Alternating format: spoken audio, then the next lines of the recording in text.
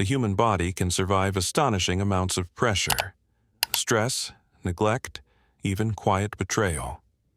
What it cannot survive is slow damage caused by people it trusts the most. I understood that too late, lying on a hospital bed, my right hand barely responding, while my phone buzzed unanswered beside me. Somewhere far away, my family was celebrating. Somewhere closer, a monitor kept a steady rhythm, reminding me I was still here, though no one who shared my blood seemed to notice. My name is Daniel Harper. I'm 61 years old. For 4 decades, I measured substances that could help someone or cause serious harm depending on the dose. I just never realized my own family had been pushing me past my limits for years. I became a pharmacist because precision made sense to me. Numbers don't lie. Labels don't manipulate. 1 decimal point can change everything, and I respected that responsibility. After pharmacy school, I worked brutal hours, slept in my car between shifts, and built something solid from nothing. By my early 40s, I owned 3 independent pharmacies across Northern California, places where elderly patients were greeted by name, where people trusted me with fears they hadn't even shared at home. I was proud of that trust. I protected it carefully. At home, I thought I was doing the same.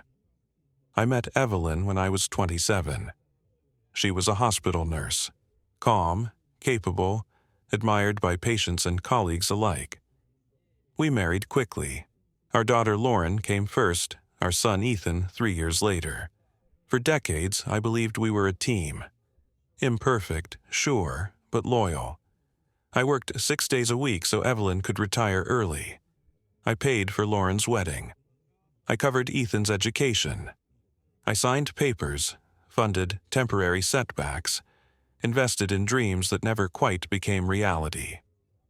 Whenever I hesitated, Evelyn would smile and say, "They're our children, Dan. What's the point of money if not family?" I never questioned that logic. That was my first mistake. The second mistake arrived disguised as a celebration. Lauren announced it in the family group chat as if it were already settled. A luxury vow renewal cruise. 2 weeks, Caribbean. Everyone included. The cost came later.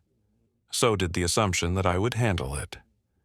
When I hesitated, when I mentioned staffing shortages, timing, reality, Lauren's tone sharpened. She said I always chose work over family. Evelyn agreed immediately. Ethan added his disappointment. Even my son-in-law sent messages about support and priorities. I gave in, like I always did. And then, a week before the cruise, my body forced me to stop. I was reviewing paperwork for a patient when a strange pressure settled in my chest. I told myself it was stress. I remember steadying myself against the counter when my arm felt weak. I remember my assistant calling my name. After that, everything faded. When I woke up in a hospital ward, the doctor spoke carefully. A serious medical emergency, narrow margins, a close call. I asked for my wife. She didn't come that night, or the next. When Evelyn finally arrived, her first concern wasn't me, it was the cruise. That was the moment something inside me adjusted. Like correcting a dosage after realizing the routine itself was causing harm. I just didn't know yet how much everything was about to change. The doctors kept repeating the same phrase, as if it were meant to comfort me. "You're stable enough." Not well, not out of danger. Just stable enough to stop worrying everyone else. They explained it calmly, carefully, like people do when they're trying not to scare you. I listened, nodded when expected, pretended to understand timelines and recovery plans. But my attention kept drifting back to the empty chair beside my bed. No flowers, no jacket tossed over the back. No familiar voice asking the same anxious questions twice. Just silence. When Evelyn finally came, it was late afternoon, She stood near the door instead of sitting down, checking her phone, while I searched her face for relief, for fear, for something that told me I mattered. "Why didn't you tell me you weren't feeling well?" she asked, not angrily. Annoyed, like I'd forgotten to take out the trash. "I mentioned it," I said slowly. "A few times." "Well, you're here now," she replied, already distracted. "The doctors say you're stable enough, right?" There it was again, stable enough. She sighed and finally looked at me. "The cruise is in 5 days. What are we supposed to do?" I thought I'd misheard her. "I'm in the hospital," I said. "I know," she said quickly. "But you're recovering. They wouldn't discharge you if it was serious. And the reservations can't be changed. Lauren will be devastated if we cancel." I waited for her to smile, to tell me she was joking. She didn't. "You're talking," she continued. "You're alert. You'll be fine here. Maria can handle the pharmacies for a couple of weeks. You always say she's capable." The room felt smaller after that. "I almost didn't wake up," I said quietly. "But you did," Evelyn replied. "That's what matters." She kissed my cheek, brief, distracted, and said she'd come back tomorrow. She didn't. The days blurred together after that. Nurses rotated, therapists came and went. I practiced simple movements over and over, measuring progress in inches and seconds. Every improvement was noted on a chart. Every setback carefully explained. What no one charted was the absence. Lauren sent a single message. "Hope you're feeling better." Ethan didn't message at all. On the 3rd day, I overheard 2 nurses whispering outside my room. "No family again?" Apparently, they're traveling. Traveling. That night, my phone finally rang. A video call from Ethan. Behind him, sunlight and music. Laughter I didn't recognize. "Hey, Dad," he said. "Just checking in." I stared at the screen. "Where are you?" "Oh, we boarded early," he said quickly. "Mom said you were stable, so it was okay." "Stable enough." He smiled. "You should see this place. It's incredible." I watched my son talk about restaurants and views while my hand rested uselessly on the blanket. When he asked if I could send some money for activities, just a small transfer, something inside me went very quiet.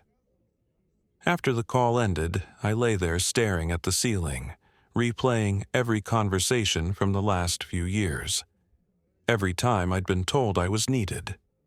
Every time love had sounded suspiciously like an invoice. That night, I stopped feeling confused. I started feeling clear. And clarity, I would soon learn, is far more dangerous than anger. The cruise photos started appearing the next morning. I didn't go looking for them. They found me anyway.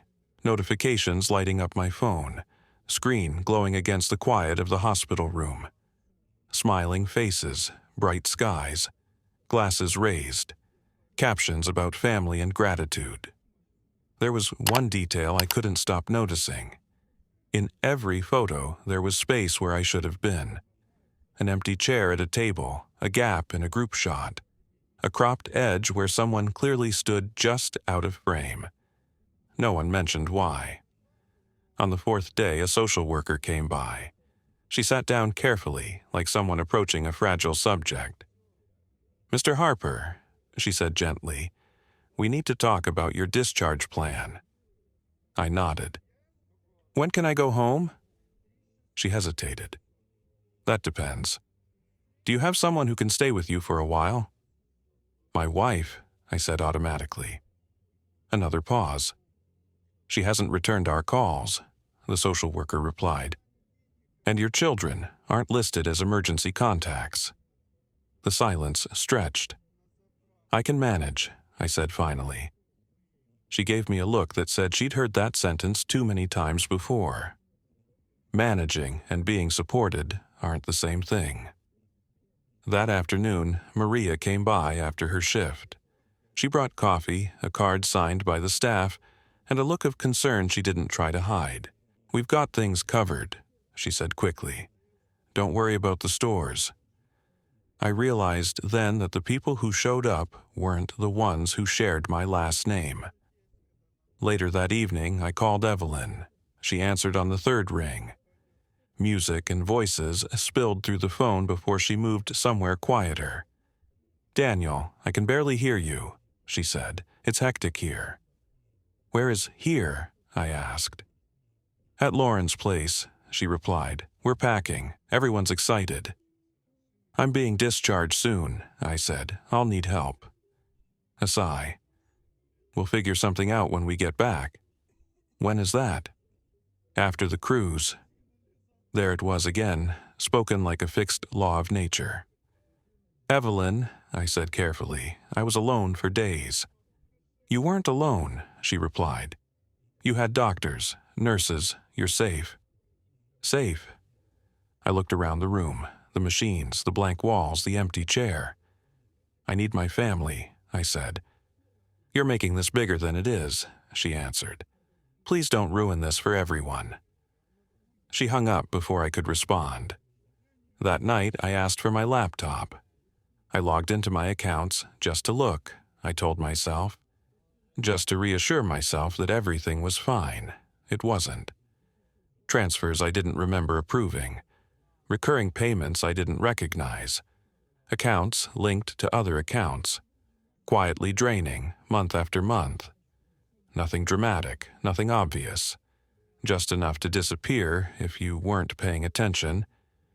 And I realized something chilling. I had been precise with everything in my life, except the people closest to me. I closed the laptop, stared at my reflection in the dark screen, and made a decision so calm it surprised me. If I could measure harm in my work, I could measure it here too. And for the first time, I wasn't afraid of what I might find. The next morning, I didn't call my family. I called someone who understood numbers the same way I did. "Just a routine review," I told my longtime attorney, Mark Reynolds, keeping my voice even. "Nothing urgent. I want to understand my own picture a little better." He didn't push. He never did. "Send me access," he said. "I'll take a look." That was the moment it stopped being emotional and became procedural. While the cruise photos kept multiplying, I stayed focused on small, controllable things. Physical therapy sessions, breathing exercises, learning patience with my own body. Every task had a checklist. Every step had a purpose. Unlike my family, the process responded when I showed up. By the second afternoon, Mark called back. "Daniel," he said slowly, "there are patterns here." "Explain," I replied. "Nothing dramatic on the surface," he continued. "No single withdrawal that screams trouble. But together, over time, it adds up. Accounts branching into accounts. Payments routed through places that don't make much sense." "How much?" I asked. Another pause. "Enough that you should have noticed," he said carefully. "If you'd been looking." I thanked him and ended the call. That night, I didn't sleep. The more I reviewed, the clearer it became. I hadn't been deceived by brilliance. I'd been ignored by indifference. My signature had become a formality. My approval assumed. I thought about every conversation that had started with, "It's temporary," or "just this once." I thought about how often I'd been reassured instead of informed. When the nurse came in to check on me, she asked how I was feeling. "Clear," I said. She smiled politely, not knowing how dangerous that word was. On the 6th day, I was discharged, not home, but to a quiet recovery suite near the hospital. Neutral, private, controlled. The first night there, I opened my laptop again. This time, I wasn't looking to reassure myself. I was documenting dates, amounts, connections. Screenshots saved into folders with clinical labels. No commentary, no judgment, just facts. By midnight, I understood something I hadn't before. This wasn't neglect, it was expectation. They hadn't abandoned me by accident. They'd simply assumed I would always be there, silent, functional, paying. And for years, I had trained them to be right. The call came from Evelyn just after midnight. "We landed," she said cheerfully. "You wouldn't believe how smooth everything was." "That's good," I replied. A pause. "You don't sound excited." "I'm tired," I said. "Well, rest," she replied. "We'll talk when I see you tomorrow." Tomorrow. After everything. I ended the call and stared out the window at the city lights. That was when I made the second decision.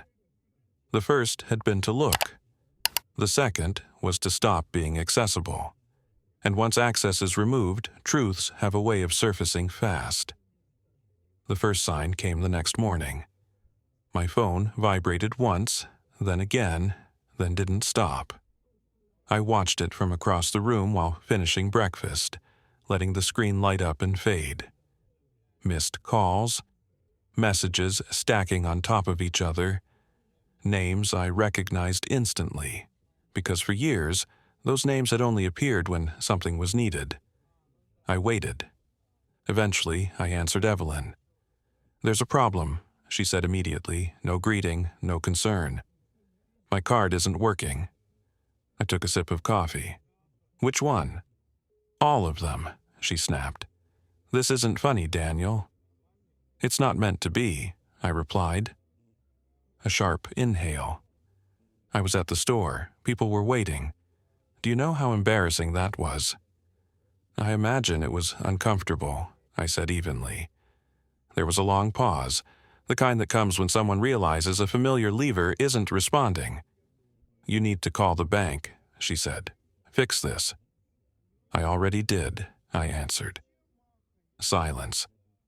"What do you mean, already?" she asked. "I mean the accounts were secured," I said. "New access, new limits." "You didn't ask me," she said. "I didn't need to." Her voice rose. "You can't just cut me off." "I didn't," I said. "I adjusted things." That word again, adjusted. She hung up. The calls came fast after that. Lauren, upset, confused, angry. "Dad, my card was declined," she said. "I was checking out. People were staring." "I'm sure that was uncomfortable," I replied. "What's going on?" she demanded. "Is this about the hospital? Because Mom said you were fine." "I was alone," I said, "for days." "That's not fair," she snapped. "We had this planned forever." "No," I said calmly. "You planned it. I funded it." She didn't respond right away. "So what, this is punishment?" she asked finally. "No," I said, "this is a boundary." She laughed, sharp and disbelieving. "You don't get to suddenly change the rules." "I do," I replied. "They were always mine." She hung up too. By noon, messages from Ethan started coming in. Short, tense, increasingly frantic. "Hey, Dad, call me. Something's wrong with my payment." I didn't respond, not yet. Instead, I called Mark. "Proceed," I said. "That's it?" he asked. "That's it," I confirmed. By the end of the afternoon, access was restricted everywhere it mattered. Not loudly, not dramatically, just closed. They showed up that evening. Security called my room. "Sir, there are people downstairs asking for you. They say they're family." I didn't hesitate. "They're not expected. They're causing a scene." "Then ask them to leave," I said. "If they won't, escalate." Minutes later, I could hear raised voices echoing faintly through the lobby. Familiar tones. Demanding, indignant, shocked that doors no longer opened on command. I stayed where I was. For the first time in years, I didn't rush to fix anything. And that's when I understood something important. The panic wasn't about me. It was about the silence where money used to be. That night I drafted one message. Not emotional, not angry, just precise. I read it twice before sending, making sure every word carried exactly the weight it needed, no more, no less. Because when access disappears, people reveal their priorities, and mine were finally clear. I sent the message at exactly 8 p.m., not because timing mattered to them, but because it mattered to me. I wanted it to land when excuses were exhausted and distractions had thinned, when there was nowhere to hide behind noise. The message was short, direct, impossible to misunderstand. I didn't accuse, I didn't explain, I documented. I stated that all financial support had ended, effective immediately, that shared access was closed, that future communication would go through legal channels only. I reminded them, briefly, factually, where I had been while they were celebrating, how long I'd waited, how few calls had come through. I ended with one sentence. This is not retaliation, this is clarity. I pressed send. The reaction was immediate. My phone lit up like a warning panel. Calls, messages, missed calls stacking faster than the screen could refresh. Different tone, same panic. Evelyn's message came first. You're making a huge mistake. This is cruel. We can talk about this like adults. I didn't respond. Lauren's followed. Dad, I'm confused. Why are you doing this? We're family. Family. The word felt unfamiliar now, like a term I'd used incorrectly for years. Then came Ethan. No greeting, no confusion, just urgency. I need you to fix this. I'm in trouble. I set the phone face down. An hour later, security called. Sir, there are people in the lobby asking for you again. Are they calm? I asked. No. Then please handle it, I replied. I'm not receiving visitors. They say they won't leave.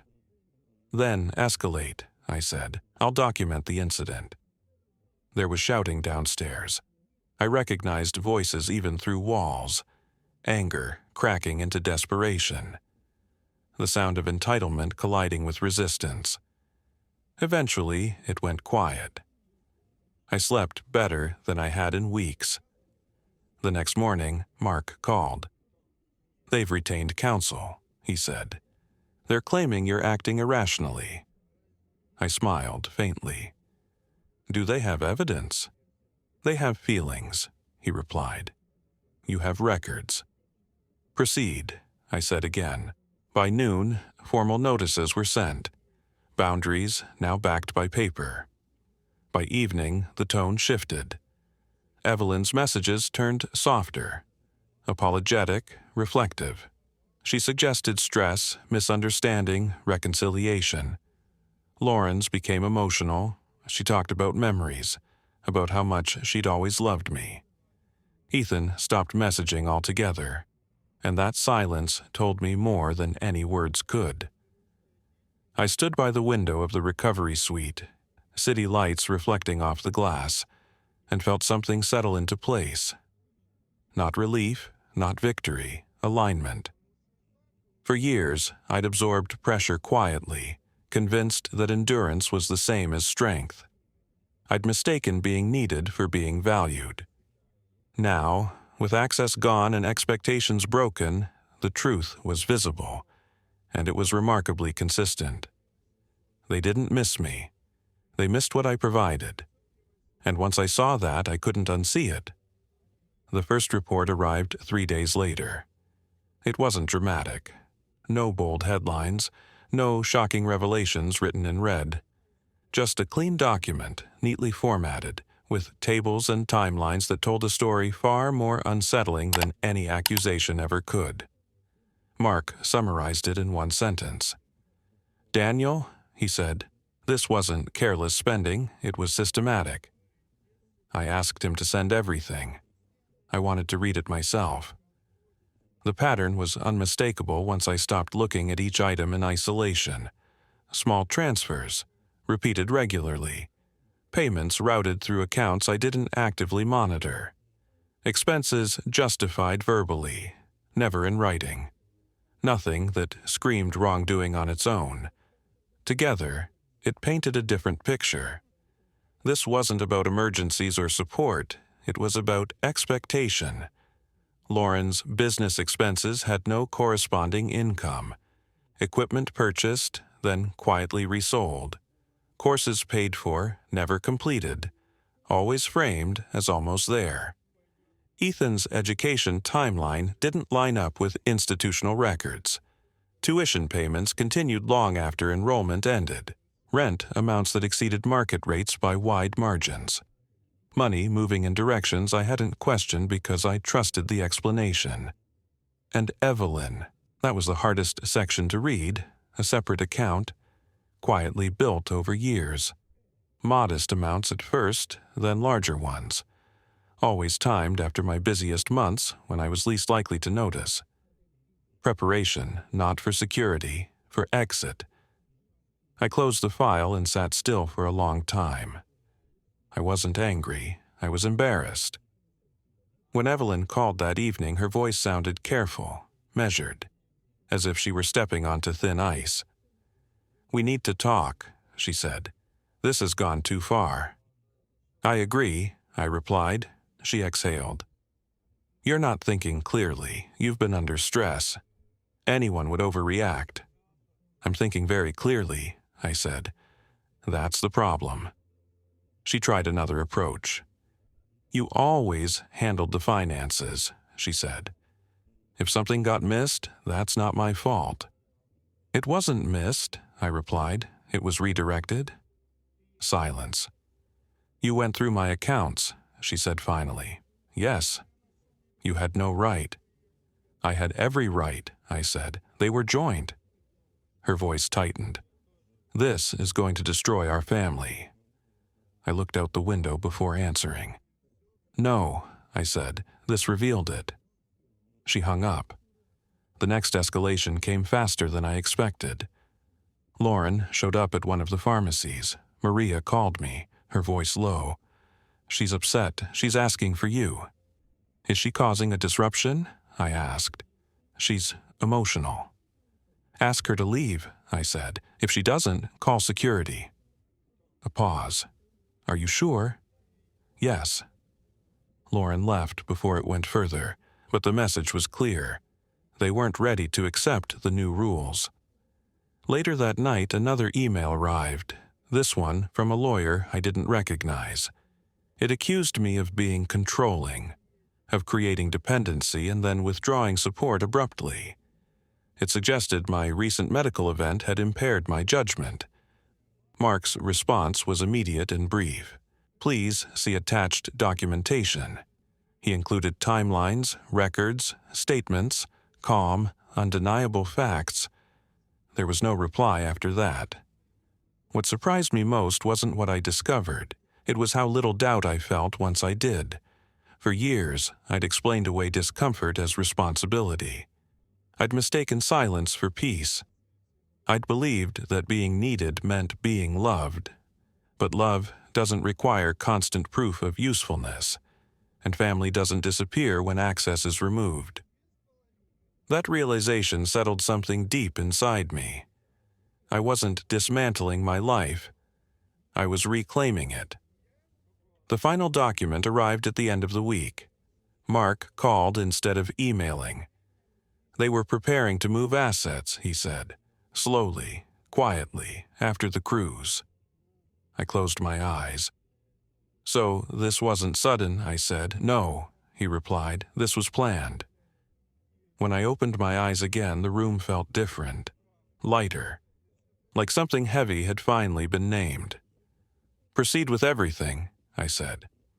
"All of it?" he asked. "Yes." I ended the call and stood up slowly, steadying myself. For the first time since waking up in that hospital room, I wasn't reacting. I was deciding. And once decisions replace explanations, there's no going back.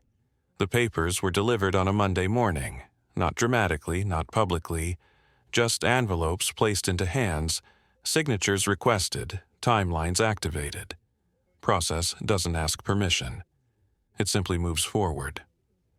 Evelyn called first. Not angry this time, controlled, almost calm. "You didn't have to do it this way," she said. "We could have talked." "We did talk," I replied, "for years." "That wasn't a conversation," she insisted. "That was you deciding everything." I let the silence sit. "You decided plenty," I said finally. "You just didn't think I'd ever look." Her voice tightened. "This will ruin us." "No," I said. "This ends the pretending." She accused me of cruelty, of coldness, of rewriting history. I listened without interrupting. Not because I agreed, but because I no longer needed to correct her version of events. When she finished, I said one thing. "All future communication goes through counsel." She hung up. Lauren's response came in waves. First anger, then pleading, then stories. Selective memories designed to reopen doors. She showed up again, this time at the recovery suite. Security didn't even call me. They handled it. That told me everything I needed to know about how often this kind of thing happens, and how rarely it works. Ethan didn't call.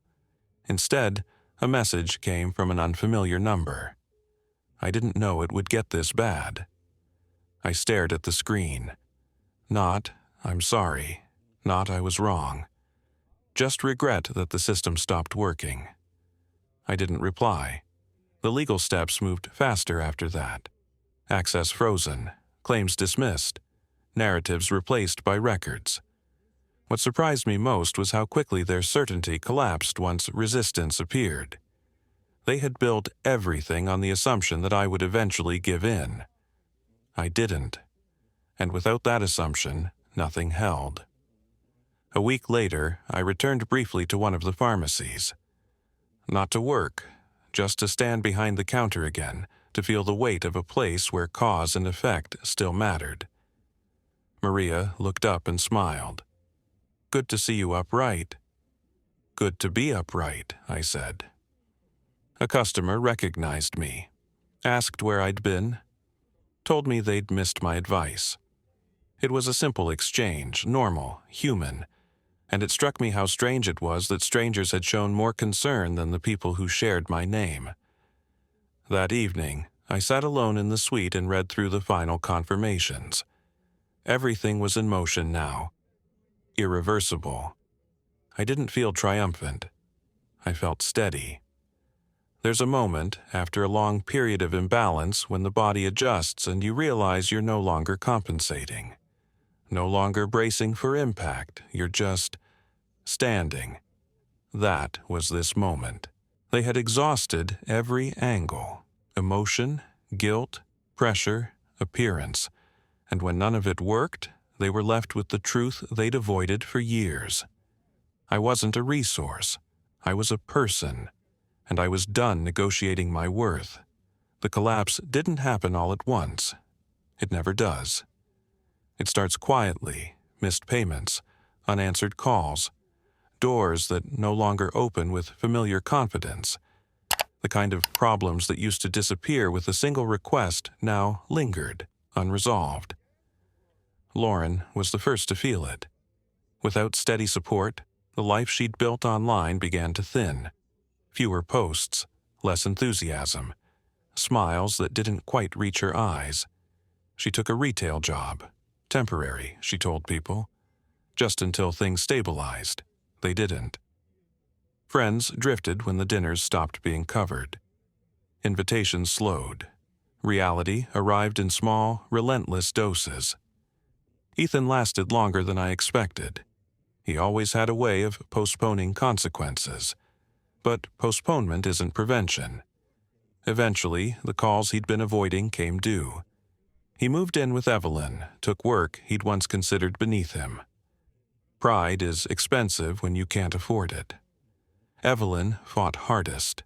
She challenged every step, every document, every boundary, not because she believed she'd win, but because she'd never imagined losing.